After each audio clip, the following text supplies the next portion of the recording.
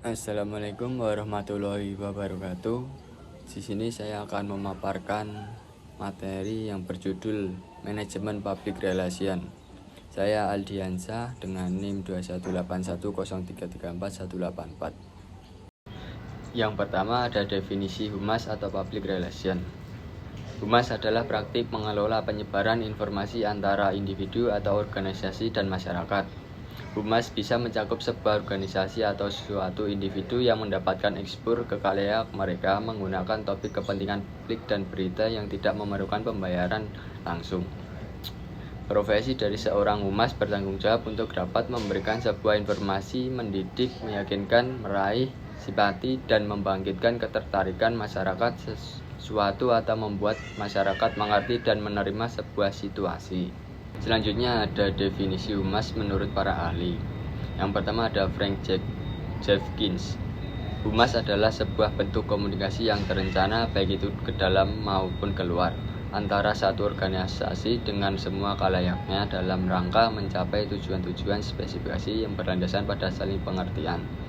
Yang kedua ada W. Emerson Reich. Humas adalah kelanjutan penetapan kebijakan dari sebuah institusi agar mendapatkan kepercayaan dari masyarakat. Yang ketiga ada J. Seidel.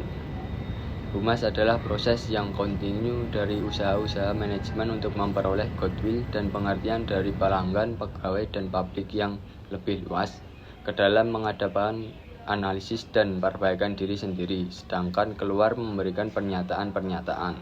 Selanjutnya, ruang lingkup humas. Ruang lingkup humas internal adalah orang-orang yang merupakan bagian dari suatu instansi atau perusahaan tertentu. Dalam hal ini, seorang humas menjadi PR untuk orang-orang dalam instansi atau perusahaan tersebut, tentunya sesuai dengan jabatan atau kedudukannya masing-masing. Hal ini disesuaikan dengan sifat, jenis, atau karakteristik dari organisasi itu sendiri. Selanjutnya ada ruang lingkup internal, employee relation atau hubungan dengan para pekerja. Para pekerja di sini merupakan bagian yang berperan penting untuk mencapai tujuan perusahaan atau suatu instansi. Oleh karena itu, mereka harus dirangkul dengan membuat dan mempertahankan hubungan baik agar para pekerja juga dapat memberikan potensi terbaik mereka untuk pengajuan perusahaan. Caranya dengan berkomunikasi dengan mereka secara pribadi untuk mengetahui atau yang mereka inginkan atau bahkan yang mereka keluh dalam pekerjaan yang dapat menghambat kemajuan perusahaan.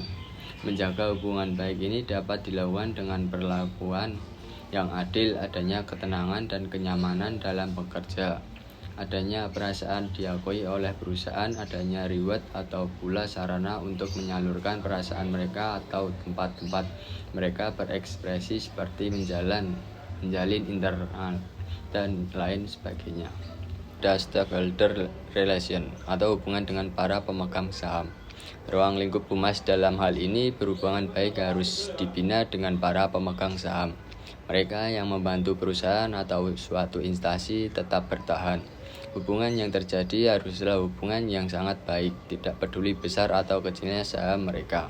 Yang kedua adalah labor relation, hubungan dengan para buruh. Ruang lingkup humas dalam hal ini, seorang PR bertugas untuk menjaga hubungan baik antara pemimpin dengan para buruh. Pelaksanaan ruang lingkup humas ini untuk menjaga terjadinya kesalahpahaman dan hubungan yang buruk antara atasan dan bawahan.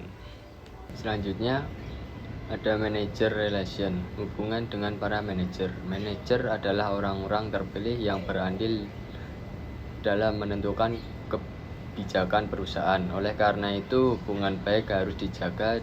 Disinilah ruang lingkup humas berperan. Caranya bisa dengan memberikan tunjangan jabatan, adanya coffee morning, mobil dinas, rumah dinas, dan lain sebagainya. Dan selanjutnya ada human relation, hubungan sesama manusia. Ruang lingkup humas ini menyangkut hubungan yang baik yang harus dibina oleh perusahaan dengan seluruh warga perusahaan sebagai manusia agar timbul rasa persaudaraan, kesetiakawanan, dan nantinya akan memunculkan teamwork yang baik untuk mencapai tujuan instansi atau perusahaan. Selanjutnya ada ruang lingkup eksternal. Yang pertama ada press relation. Kegiatannya meliputi press release, press conference, press interview, press room, press reception, dan adanya press tour. Yang selanjutnya ada government relation. Ruang lingkup humas ini adalah menjaga hubungan baik dengan pemerintah diperlukan karena akan banyak sekali kepentingan-kepentingan yang di dalamnya terdapat peran pemerintah. Salah satu caranya dengan mensponsori kegiatan pemerintahan. Yang selanjutnya ada community relation, menjaga hubungan baik dengan warga setempat agar tidak ada pihak yang merasa dirugikan.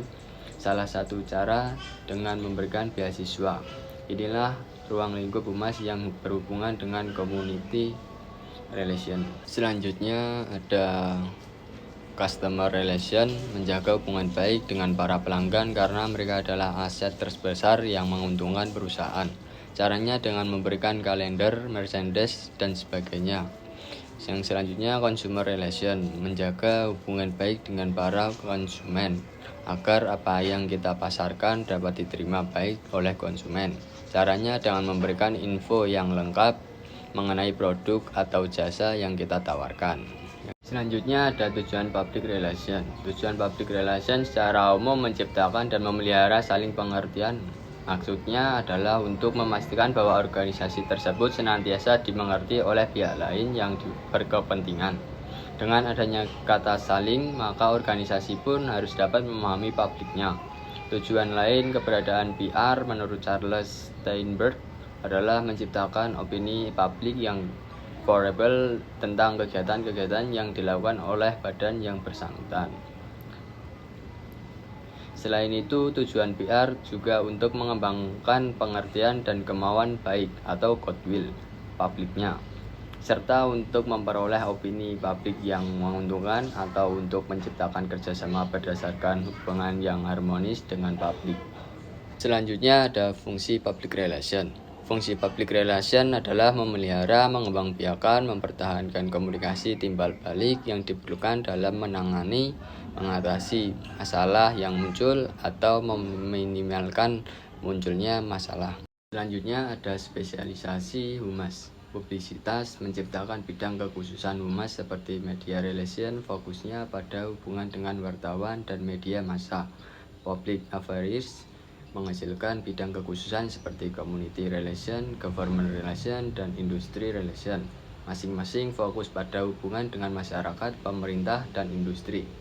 Pemasaran menciptakan bidang kekhususan seperti marketing relation dan customer relation yang berfokus pada hubungan dengan konsumen dan pelanggan. Manajemen isu menghasilkan bidang khusus raise komunikasi untuk memahami pandangan khalayak terhadap organisasi atau produk. Sekian materi yang bisa saya paparkan, kurang lebihnya mohon maaf. Wassalamualaikum warahmatullahi wabarakatuh.